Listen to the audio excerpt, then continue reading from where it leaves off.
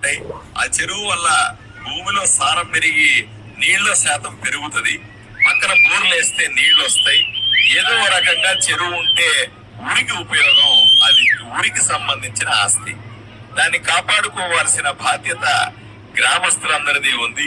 దాన్ని కాపాడి గ్రామస్తులకి ఇవ్వాల్సిన బాధ్యత కూడా ఎమ్మెల్యే సాయి ప్రసాద్ రెడ్డికి ఉంది. అలా చేయకుండా ఎవరైతే ఆక్రమించుకున్నారో వాళ్లకు సపోర్ట్ చేస్తూ మిమ్మల్ని నిర్లక్ష్యం చేయడం అనేది చాలా సీరియస్ ఇష్యూ. కంగారు పడాల్సిన అవసరం లేదు. ఇది చాలా చిన్న విషయం. సులభంగానే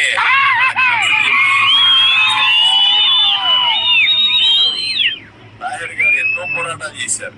గ్రామస్తులంతా ఎంతో పోరాటం చేశారు. దానికోసం తప్పనిసరిగా 22 రోజులు ఓపిక పట్టండి.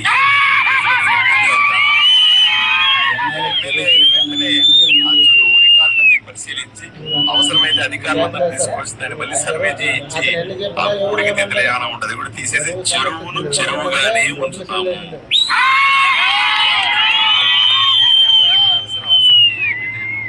ఈ పోరాటానికి చివరి దశ చేరుకుంది. ఇబ్బంది పడద్దండి అని మాత్రం గట్టిగా చెప్తాను. రెండవది మంచినీళ్ళకి సంబంధించి రావచ్చు అన్నారు సార్. వస్తున్నారు లేదు క్లారిటీ చెప్పండి అంటే రాడని మాత్రం నేను చెప్పలేను అని అన్నారు పిఏ గారు. సరే సార్, మేమైతే రేపు పెద్ద చెరువు సమస్య పైన సార్తో వివరించడానికి వస్తున్నాం. ఆయన గెలిచి 2 సంవత్సరాలు అయింది. మరి దాని గురించి అసలు పట్టించుకోవడం లేదు. కార్యాలయానికి వచ్చి ఆయన క్యాంప్ ఆఫీస్కి 2 సార్లు కలిసాము. ప్రభుత్వ కార్యాలయంలో కూడా ప్రజా సమస్యల పరిష్కార వేదికలో 2 సార్లు కూడా మీకు చెప్పడం జరిగింది కదా. దాని గురించి ఎటువంటి పరిష్కారం కానీ కదలిక కానీ లేనటువంటి పరిస్థితి. అందుకని మరోసారి చెప్దామని చెప్పేసి మా గ్రామ ప్రజలందరూ కలిసి ఎమ్మెల్యే గారి క్యాంప్ ఆఫీస్ దగ్గర మేము ఉన్నాం సార్. అవునా? ఓకే. ఈ రోజు వచ్చారా? సారీ అమ్మా, నేనమ్మా ఈ రోజు అందుబాటులో లేకపోవడం. నాకు ఒకసారి ఫోన్ చేయాల్సిందే. చేసినాం ఎక్స్ట్రీమ్లీ సారీ. నేను తెలియదు, నాకు మీరు వస్తున్నారు అన్న విషయం ఐడియా లేదన్న. Sir okay sir. ఇంకోటి ఏమంటే ప్రతి విషయం కూడా సోషల్ మీడియాలో వచ్చినప్పుడు వెంటనే స్పందించేటువంటి మీరు, మేము నిన్ననే ప్రజా వాయిస్ కానీ మా యూట్యూబ్ ఛానల్లో కానీ ఫేస్బుక్లో కానీ పెట్టడం జరిగింది. మరి మీకు అటువంటి సమాచారం ఇచ్చేటువంటి టీము ఇవ్వలేదా? ఇచ్చినా మీరు లెక్క చేయలేదా అనేటువంటిది మాకు అర్థం కావట్లేదు. ప్రతి విషయం సోషల్ మీడియాలో కానీ చూసి వెంటనే పరిశీలించేటువంటి ఎమ్మెల్యే గారు మరి పాండవగల్ పెద్ద చెరువు సమస్య పట్ల ఎందుకు ఇంత నిర్లక్ష్యంగా ఉన్నారు అని మాకు బాధేసింది. లేదు, నా నిర్లక్ష్యం ఏం లేదమ్మా. నిర్లక్ష్యంగానే ఉంది సార్. 2 సంవత్సరాలు అయింది మీకు చెప్పి, 2 సంవత్సరాలు అయింది, పూర్తయింది. మరి ఇప్పటి వరకు మీకు ప్రజా సమస్యల పరిష్కార వేదికలో 2 సార్లు కలిసి ఇచ్చాము. మీకు అక్కడ చెప్తే మీరేమన్నారు? నేను ఒక్కడే వస్తే రాజకీయం అవుతుంది, నేను అధికారులతో కలిసి వస్తాను అని అన్నారు. కానీ అధికారులతో కలిసి రావడానికి 2 సంవత్సరాలైనా మీకు తీరిక లేకుండా ఉందా అని మేము అడుగుతున్నాం సార్. అంత తీరిక లేకుండా ప్రభుత్వం ఏమైనా పని పెట్టిందా? అటువంటి అభివృద్ధి కార్యక్రమాలు లేదా సంక్షేమ కార్యక్రమాలు ఏమైనా చేస్తున్నారా అనేటువంటిది మాకు సమాధానం కావాలి. అలాగే అమ్మా, నేను రాగానే మీ పని మీద చేస్తాను. ఖచ్చితంగా వస్తారా? మీరు వచ్చే వరకు మేము కార్యాలయం దగ్గర కూర్చోవాలన్నా? కొంచెంగా అంటే ఎప్పుడు వస్తారు అనేది మాకు క్లారిటీ కావాలా. ఏ రోజు వస్తారు? నేను రాగానే మీ దగ్గర రాగానే ఎప్పుడు వస్తున్నారు అంటున్నాం మేము. అది ఎప్పుడు వస్తారు అంటే వచ్చే సంవత్సరం వస్తారు, లేదా తర్వాత ఎన్నికల తర్వాత వస్తారు, ఎన్నికల ప్రచారంలో వస్తారు, రండి అంటారు. అప్పుడు రావాలన్నా? ఎప్పుడైనా డేట్ కన్ఫర్మ్ చెప్పండి, డేటు టైం కన్ఫర్మ్ చెప్పండి, ఎవరెవరితో వస్తున్నారో సమాధానం చెప్పండి. వారంలో అయితే కుదరదు సార్. మేము రోడ్డు మీద బయట ఇస్తాం, మీరు వచ్చే వరకు ఆ రోడ్డు మీదే కూర్చుంటాం. వారం వరకు రాకుంటే ఆదోని పరిస్థితి ఏంటి సార్ మరి? లేదు నాన్న, నేను 2 రోజులు నాకు పార్టీ కార్యక్రమాలు చూసుకొని వస్తానయ్యా. సార్ నిన్న పోయినారంట మీరు, నిన్న పోయినారని చెప్పారు. ఇప్పుడు ప్రైవేట్ పిఏ గారు చెప్పారు నిన్న పోయినారని చెప్పేసి. మరి నిన్న పోయింటే మరి రేపు అధికారులైనా పంపించండి మీరు రాకపోయినా. అధికారులకు కూడా వెళ్ళి చెప్పాం సార్, వాళ్ళకు కూడా ఏమాత్రం చలనం లేదు. ఎక్కడో ఎంగనూరులో సస్పెండ్ అయినటువంటి ఎంఆర్ఓ గారిని ఇక్కడ మీరు తెచ్చిపెట్టుకున్నారు, చలనం లేనటువంటి ఎంఆర్ఓ గారిని తెచ్చిపెట్టుకున్నారు. ఇక్కడ ఉన్నటువంటి సబ్ కలెక్టర్ గారు ఐఏఎస్ అధికారి ఉండాల్సినటువంటి ఆయన అట్లా కాకుండా ఎవరినో సీనియర్ ఆర్డీఓ గారిని పెట్టారు. ఆయన కూడా ఏమాత్రం పట్టనట్లు మా పరిధిలో లేదు అని మాట్లాడుతున్నారు. ఎవరికి చెప్పాలి మేము? కలెక్టర్ గారికి వెళ్ళి కలిసాం. కలెక్టర్ గారు కూడా ఒకసారి పాడేశారు, రెండోసారి తీసుకున్నారు, సమాచారం లేదు. మీరు కూడా కలెక్టర్ గారికి లెటర్ పెట్టామన్నారు. దాని మీద ఏమొచ్చిందనేది మీరు మాకు సమాచారం ఇచ్చారా? సంవత్సరం అయింది కదా. పిఏ గారు ఏడున్నారు? పిఏ గారు ఈడ రండి. మీకు ఇచ్చిన లెటర్ దాని మీద డేట్ ఏమని చెప్పండి. మీకు లెటర్ ఇచ్చాం కదా ఆ రోజు, డేట్ ఏమైంది? 25లో ఇచ్చాం. 25లో ఇచ్చాం సార్. ఇప్పుడైతే 6 రోజుల్లో వస్తాం, పని మీద ఉన్నామన్నారు. మరి ఏడాది క్రితం మీరు కలెక్టర్ గారికి ఇచ్చినటువంటి లెటర్ అయితే ఏదైతే ఉందో మరి దాని మీద వివరణ కానీ మాకు సమాచారం కానీ ఎండార్స్మెంట్ కానీ ఇవ్వలేదు. దేనికి? ప్రజలంటే, ప్రజల సొమ్ము అంటే, ప్రజల ఆస్తి అంటే, ప్రభుత్వ ఆస్తి అంటే అంత నిర్లక్ష్యంగా ఉన్నారు గతంలో పాలకులు అయితే. మరి ఇప్పుడు కూడా మీరు అలానే కనిపిస్తున్నారు కదా, మా పరిస్థితి అట్లనే ఉంది.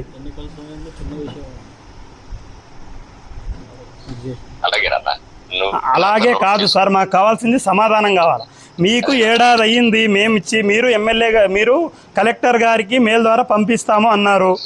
ఏమైతే మేము రాసినామో అది పంపిస్తామన్నారు. మేము కూడా 2021కి ముందు 1000 పోస్టల్ కార్డులు పంపించాం. చలనం లేదు అధికారుల్లో.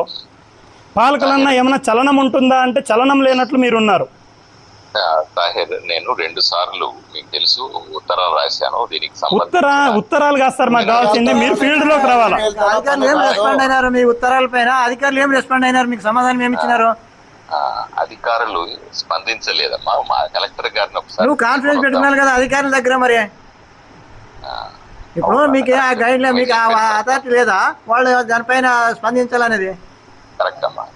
సార్ రాత్రికి రాత్రి ఏదో ఎక్కడో ప్రభుత్వ భూమి కబ్జా జరిగిందని చెప్పేసి మీరు ఉదయాన్నే సబ్ కలెక్టర్ గారిని, ఎంఆర్ఓ గారిని తీసుకొని హూటాహూటిన 2వ రోజే వెళ్ళినప్పుడు, అక్కడెక్కడో మగ్దుమ్ ఎక్కడో ప్లాట్లు వేసాడని బైచ్గేరి దగ్గర హూటాహూటిన వెళ్ళినప్పుడు మీరు అన్ని విషయాలపైన ప్రభుత్వ ఆస్తులను కాపాడుతాను, పరిశ్రమలు పెడతానని చెప్తున్నటువంటి మీరు సోషల్ మీడియాలో వస్తున్నప్పుడు ప్రభుత్వ ఆస్తి అన్యాయకృతమైందని చెప్పేసి 2 సంవత్సరాల నుండి అయ్యో మొర్రో అని మొత్తుకున్నప్పుడు కూడా అసలు చలనం లేనట్లు నిర్లక్ష్యంగా ఉన్నట్లే కదా సార్ దానికి అర్థము. సాగైనా ఆపండి సార్, కనీసం సాగైనా ఆపండి. కోర్టులో ఉందంటే ఇద్దరు అన్నదమ్ములు గొడవ పడితేనే అది కోర్టులో ఉందని బీడు పెట్టేశారు కదా సార్. 24 ఎకరాలని 4 ఎకరాలుగా విభజించి జాయింట్ ఎల్పీఎం పెట్టుకోకుండా సాగు చేస్తున్నారు. అక్కడ ఉన్న చెరువు ఆనవాళ్ళని జేసీబీతో తీసేస్తున్నారు. మళ్ళీ ఇక్కడ ఉన్న విఆర్ఓ, ఎంఆర్ఓ, తహసీల్దారు, అక్కడ ఉన్న తలారి ఏం చేసినట్టు సస్పెండ్ చేయండి సార్. వాళ్ళే సంఖలో బ్యాగులు పెట్టుకొని ఊరిలో తిరుగుతారు. ఇట్లాంటి ప్రభుత్వ ఆస్తులను ధ్వంసం చేస్తుంటే పట్టించుకోరా? అలాగే తాహిర్, గ్రామస్తులందరూ కూడా కొంచెం శాంతించండి. ఎన్నిసార్లు 30 సంవత్సరాల నుంచి శాంతించే సార్ నీకు ఓట్లేసి కల్పించింది. నువ్వైనా చేస్తావు, మా భారత ప్రజలు మమ్మల్ని తిడుతున్నారా? మిగతా ప్రతిపక్ష పార్టీలు ఇప్పుడు మమ్మల్ని తిడుతున్నారు. మీరే కదా ఓట్లు వేపించే మండలం మొత్తం తిరిగి చేపించిందని. మనం ప్రజలకు ఏం సమాధానం చెప్పుకోవాలా? గ్రామస్తులందరూ కొంచెం అది కాదు సార్, నువ్వు మా ఊరి పైన పెద్ద తిమ్మము, కుప్పగల్లు, బల్లెకల్ గ్రామాలు విజిట్ చేసినావు. మరి మేమేం చేసినాం? మా ఊర్లో మెజార్టీగా నీకు ఓట్లు వేసినారే.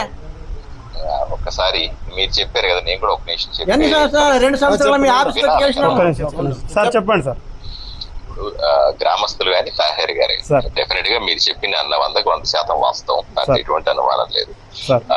దీని మీద రావాల్సినంత స్పీడ్ గా ఈ పని కాలేదన్న మాట కూడా వాస్తవమే. దాన్ని కూడా నేనేమి అనట్లేదు, దాన్ని సమర్థించట్లేదు కూడా. నేను రాగానే నాకు 2 days టైం, ఎందుకంటే రేపు ఎల్లుండి మాత్రమే పార్టీ కార్యక్రమాలు అయిపోగానే వెంటనే రాగానే మొదటి కార్యక్రమం మీది తీసుకొని మీరు చెప్పిన విధంగా ఎంత స్పీడ్ గా వీలైతే దాన్ని అంత స్పీడ్ గా పరిష్కరించినా అందరం కలిసి పని చేద్దాం. అంత డెఫినెట్ గా మీరు ఒక 2 రోజులు సమయం ఇవ్వండి. ఇంత లోపల కావాలంటే అధికారులు పంపిస్తాను. రాగానే నేను ఫస్ట్ పని మీదే చేస్తాను. ఓకే సార్, ఈరోజు సోమవారం కదా సార్, స్పందన కార్యక్రమం ఉంది. వాళ్ళని అధికారులని కదిలించి మా గ్రామాన్ని సందర్శించమని చెప్పండి. సార్ ఈరోజు అధికారులు వచ్చి ఏదైతే ఆమె ప్రభుత్వ ఆస్తులను ఆమె ధ్వంసం చేసిందో ఆ ఆనవాలను, అక్కడ ఉన్నటువంటి తూము కట్టని ఆమె ధ్వంసం చేసింది. ఇప్పుడు సబ్ కలెక్టర్ గారు, ఎంఆర్ఓ గారు ఈరోజు సాయంత్రం లోపల విజిట్ చేయమని చెప్పండి. మీరు వచ్చిన తర్వాత మీతో పాటు వాళ్ళు కూడా వచ్చి విజిట్ చేసి ఇది సాగు చేయకుండా ఆపుతామని చెప్పేసి అధికారికంగా ఒక బోర్డును ఏర్పాటు చేయమని మేము కోరుతా ఉన్నాం సార్.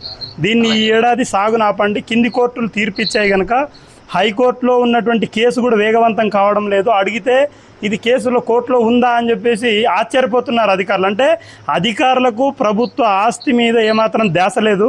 కాబట్టి ప్రజాప్రతినిధులైనా ప్రభుత్వ ఆస్తిపైన దృష్టి పెట్టాల్సినటువంటి అవసరం ఉంది. కానీ దృష్టి పెట్టట్లేదని మాకు కనిపిస్తుంది సార్. ఇప్పుడైనా అట్లా కాకుండా మీరైనా ఇప్పటి నుండి దృష్టి పెట్టమని కోరుతా ఉన్నాను.